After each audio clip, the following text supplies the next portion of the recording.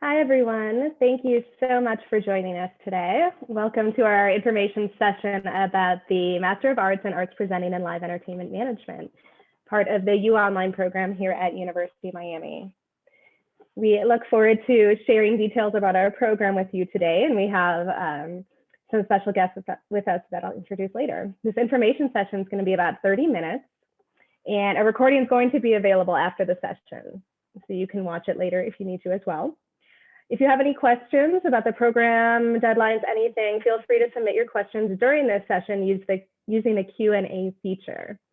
And if at the end of this you want to speak with an enrollment advisor or anytime afterwards, you can call them at the number listed there or use the live chat feature that we have on the website.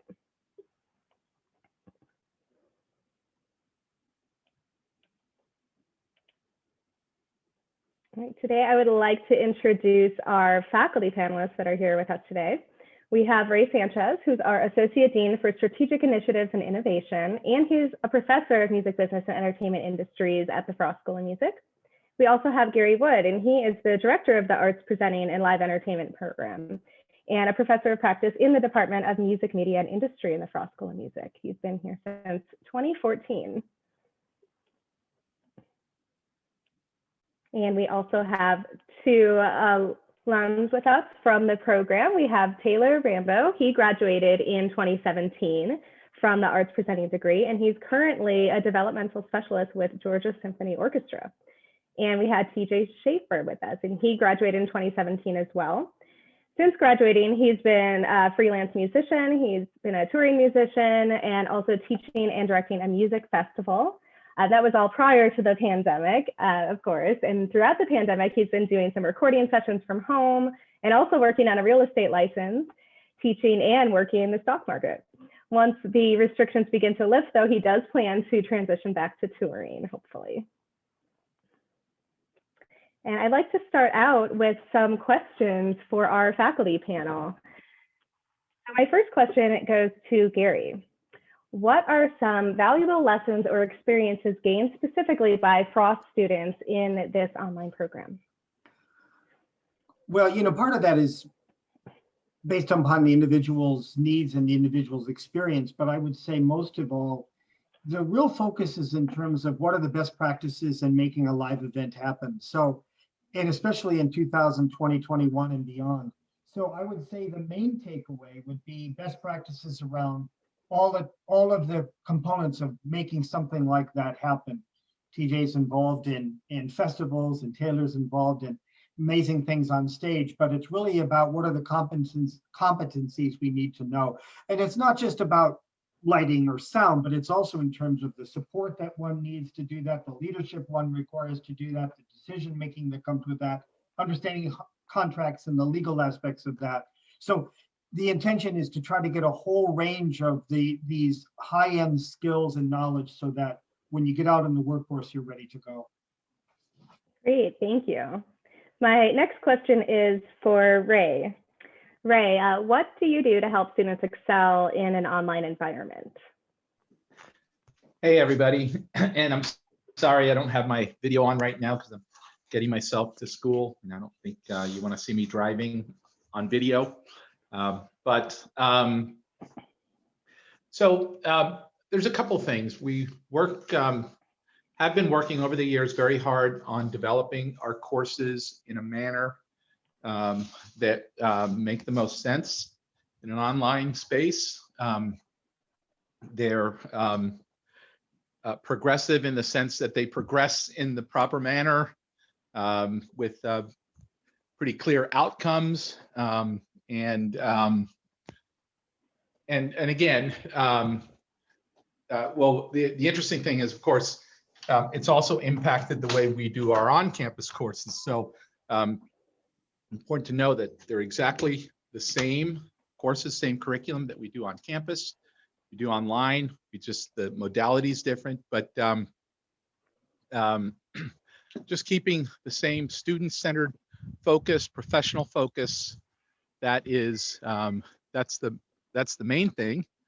And then the other aspect of it is that every one of our professors has a strong background in the profession itself. In our program, we don't have pure academics. Everybody is from the professional world. So you're interacting with an industry professional right from the beginning. Great, thank you. And Gary, how do these degree programs, or how does this specific degree program give students a well-rounded education and experience?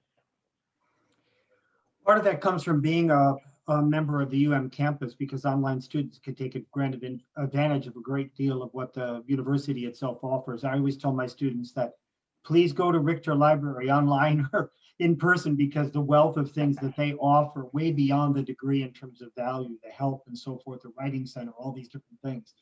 As I said before, it's really important for us graduate students, especially ones coming out of is the mindset that you're going into a leadership position, you're going into a take action position, make things happen situation.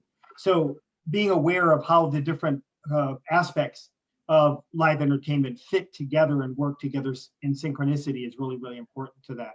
Now, it's very individualized. Your question to Professor Sanchez is the fact, one of the great values is that Taylor and TJ and others can shape the areas of focus that they really want to look at within the degree, because they may come with a certain area of expertise. They need something more, so they can shape that. So that flexibility, I think, is a big part of your question in terms of being sure that people walk out of here with the proficiencies and the expertise and leadership that they need.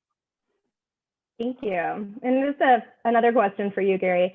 Beyond the classroom, how does Frost help students succeed? How do you help students succeed? Well, you know, it's a network of alums, a network across the entire Frost School of Music, and again, across the campus. And so we're always here.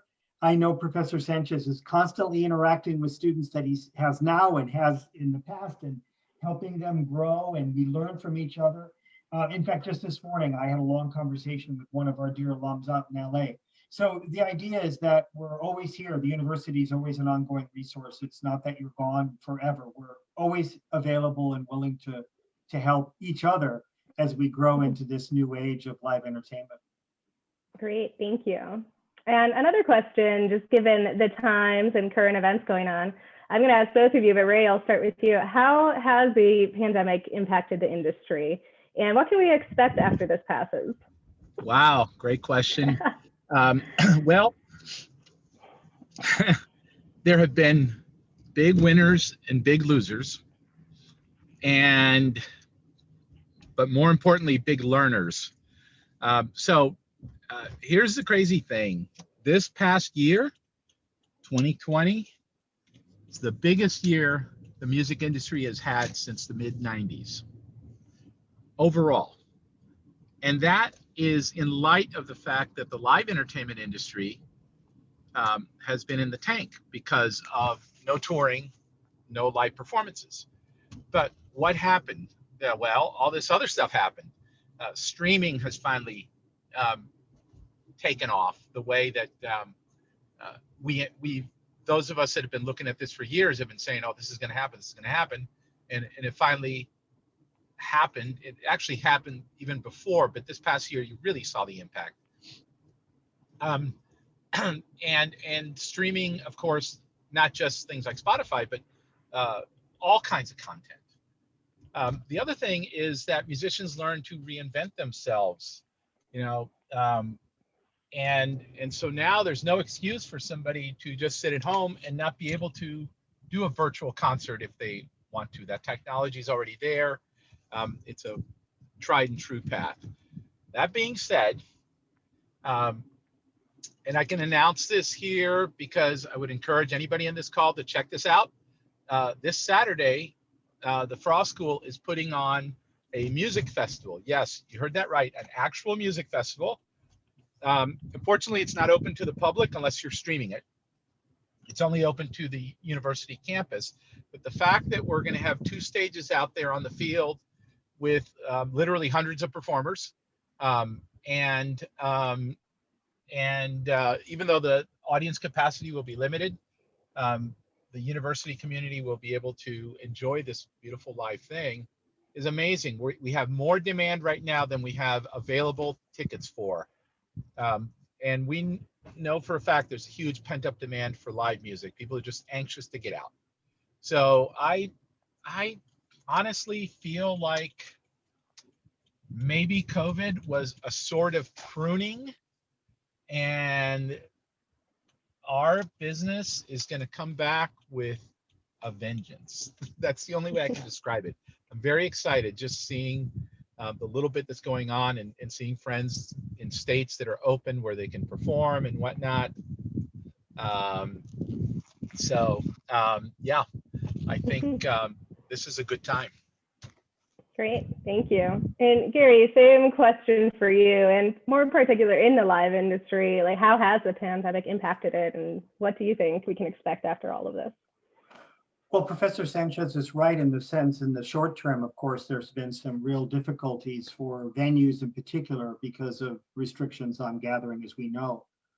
But we've got to turn it into good news. And I think, as Professor Sanchez was alluding to, is what we step back is, especially those of us in the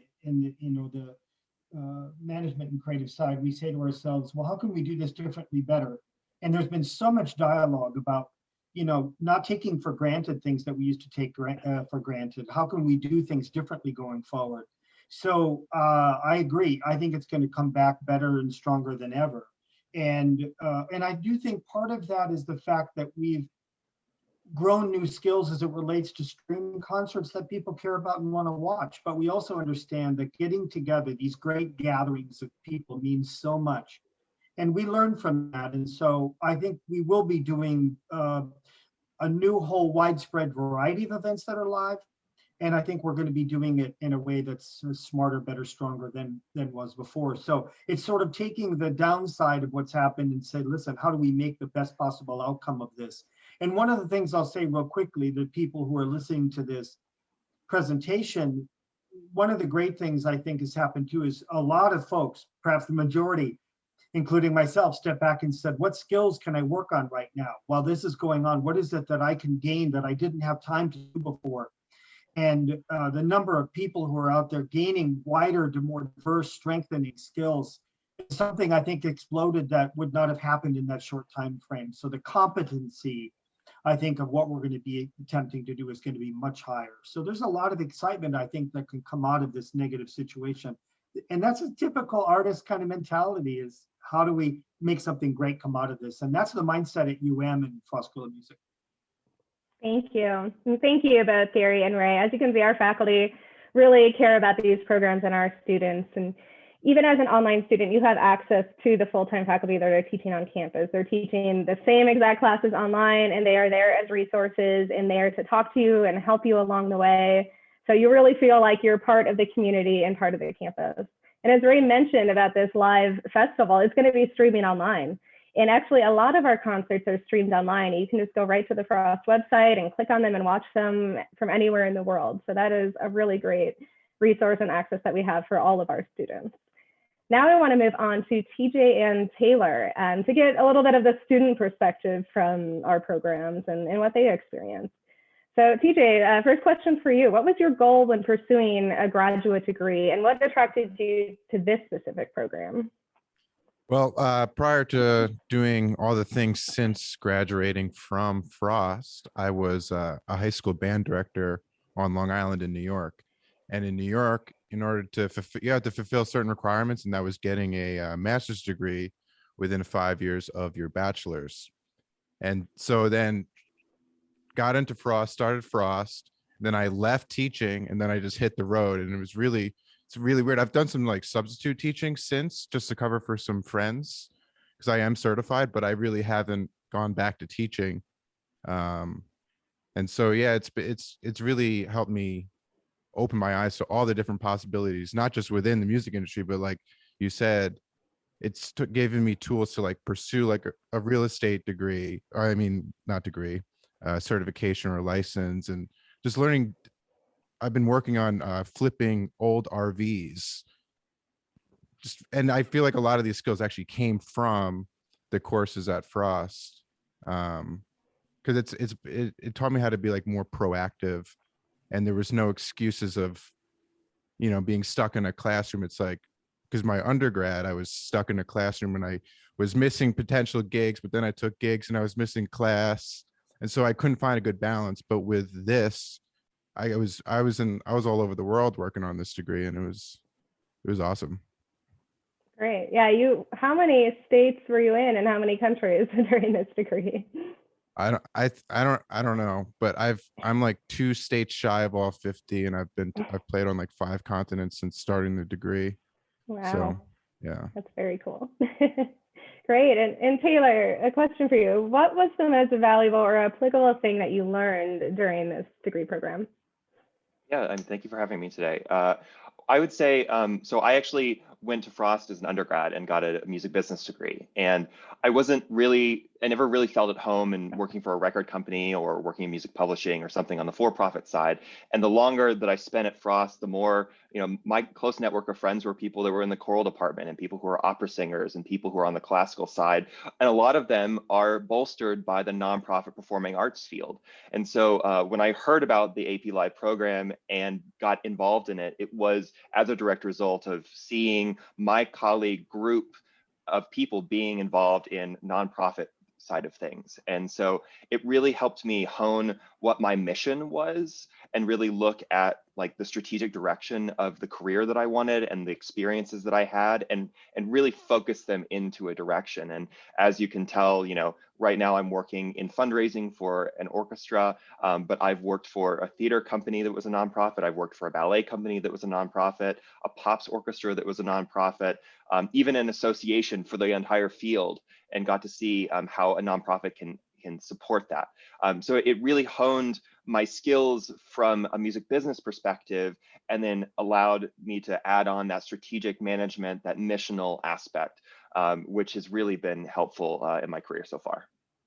Great. And just a follow-up, since you were in person for your undergrad, how does it compare to being on campus? How does the online experience compare to that? Yeah, absolutely. So I think it's a really unique opportunity to get the same quality of education that you can get in person. I transitioned from the in-person experience to the online experience. And in doing so, I didn't lose anything. And in fact, it adds flexibility.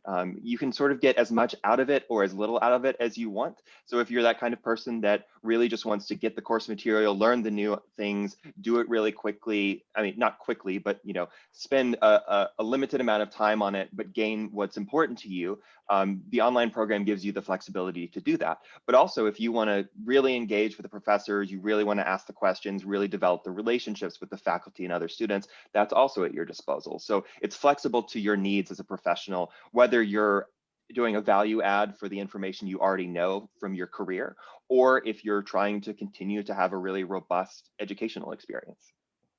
Great. Thank you. And TJ, back to you. Why did you choose the University of Miami and specifically Frost? Well, my little brother was going to Frost at the time, and Miami is way better than upstate New York, where I currently live. And so I loved going down there and visiting him and staying there for free and visiting the campus and feeling like, oh, I'm actually part of this, Great, thank you. And TJ, how did the faculty offer support while you were a student, as a student or even after graduation? Well, as a student and after graduating, everybody has responded to me, where in some situations that's not the case, but I've appreciated hearing from everyone. And also there's a strong community of alum that I was overwhelmed by, people contacting me, just being, oh, you went there for that. And I thought that was really cool.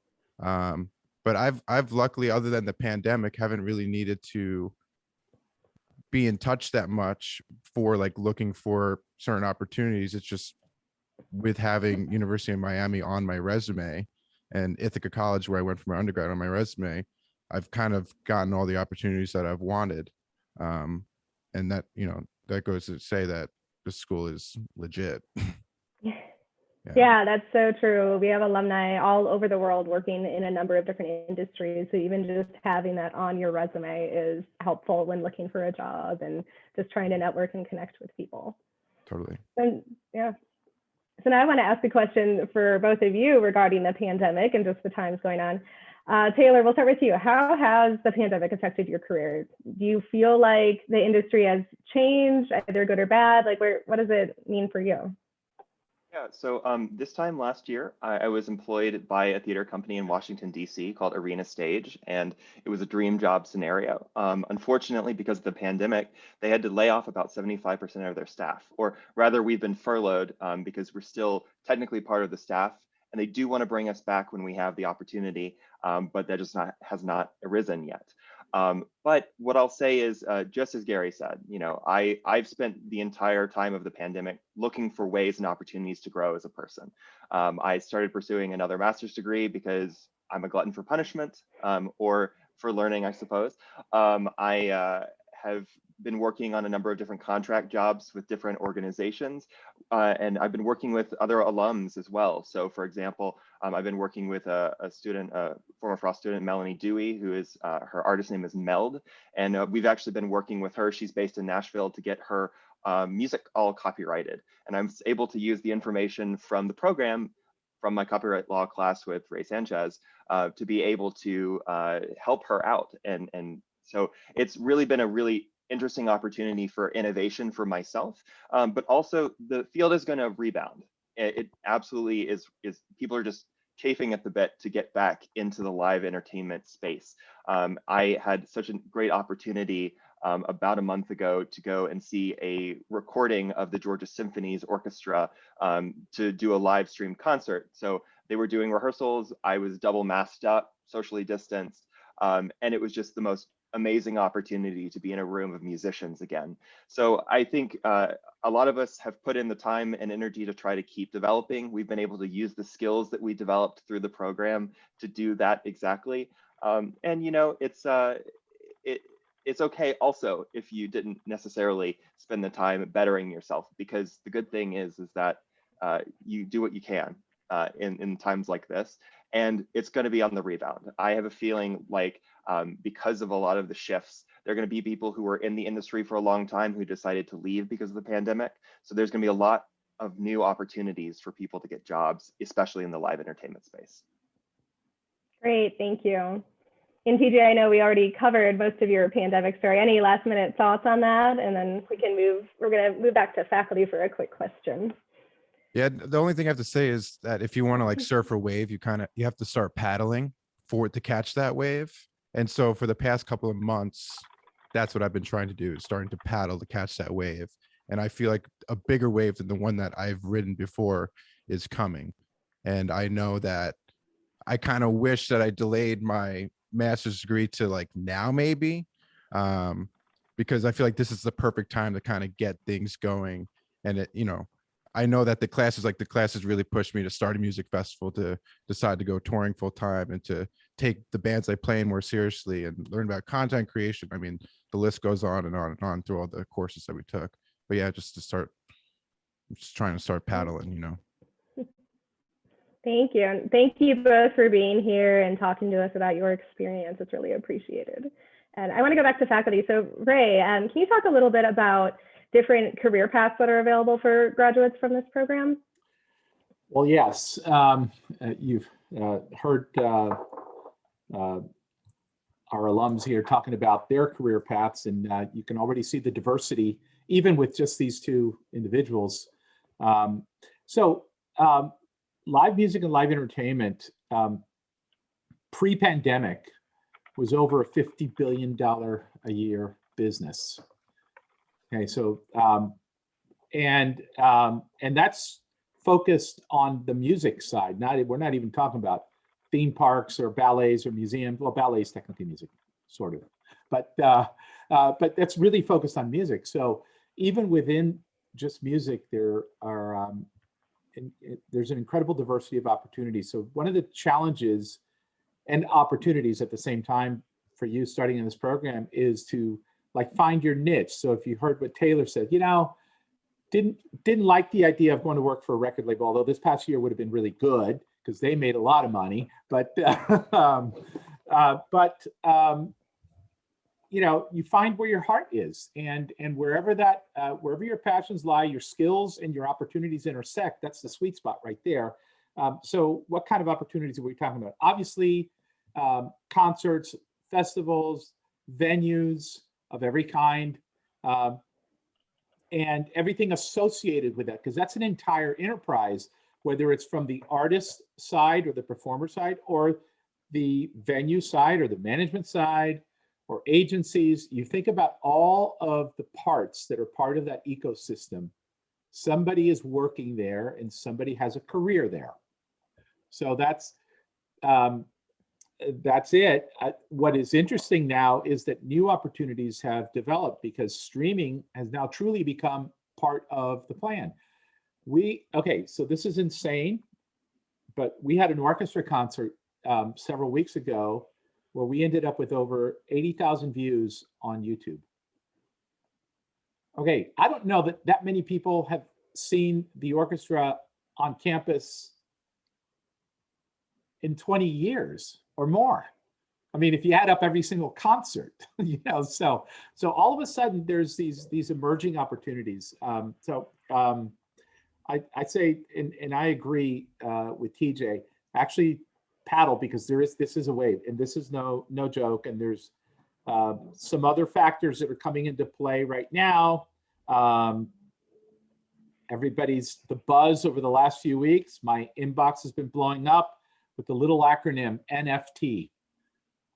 Okay, that promises to be a game changer for the entire industry, both live and recorded music. You can look that up and see how people are already working in that space, but it's essentially the technology behind cryptocurrency applied to other things like concerts and merch and artists and performances, on and on and on and on. Thank you, Ray. And Gary, we were just talking about different career paths available for graduates. What are some areas that the alums have gone into from this degree program that you can tell us about? So we have alums working in various countries, of course, but they range from artist management, companies, especially on the commercial side. We have a couple working for Live Nation. One that I know of for sure working for Hard Rock Casino and Cafe, where they do live performances, running the box office. And we have people who are working on stage directly, and also behind the scenes in terms of a great deal of development work, like Taylor and others. It's really kind of an interesting question, because if you were to list all of the alums, it would be everybody kind of doing some end of the industry unique from the other. So there isn't one single pathway, as we're obviously talking about. It's really about opening up the full range of multifaceted career opportunities across the industry. Great, thank you. And thank you so much to our panelists for being here. This has been really informative and helpful. And as we were saying, we have this degree as Master of Arts in Arts Presenting and Live Entertainment Management, but there are also 4 certificates I'd like to mention. And these are graduate level certificates that are 9 credits, and they are also in this area. So we have certificates in arts leadership, arts management. There's an arts presenting fundamental certificate, and also one focused on tour management. So if you're interested in just testing something out and maybe trying a certificate before jumping into a full degree, that's a really great way to do it, because those can transfer into the degree program and you get a little taste of it before jumping into the full thing. So thank you so much for joining us today. And we are all here to help answer questions. And I realized I didn't even introduce myself at the beginning. My name's Rachel, and I'm the director of the Frost Online program. And if you ever have any questions or just about Frost or anything at all, or the online program, you're welcome to reach out to me. There is a $300 deposit fee waiver code that's going to be applied if and when you submit your application. So you'll get that from attending this. The application and financial aid deadline is Monday, April 12th. So please remember that, and we hope you apply. If you have any questions or want to speak to an enrollment advisor at any time, you can call the number listed there or use the live chat feature on the website. But please feel free to start your application at that link, myonline.miami.edu, sign up. And right after this, immediately following, there's going to be a 1-minute survey. So please fill that out to let us know how your experience was today, give us any feedback on what could make it better. But thank you again so much for joining us. We've we've really enjoyed talking to you today.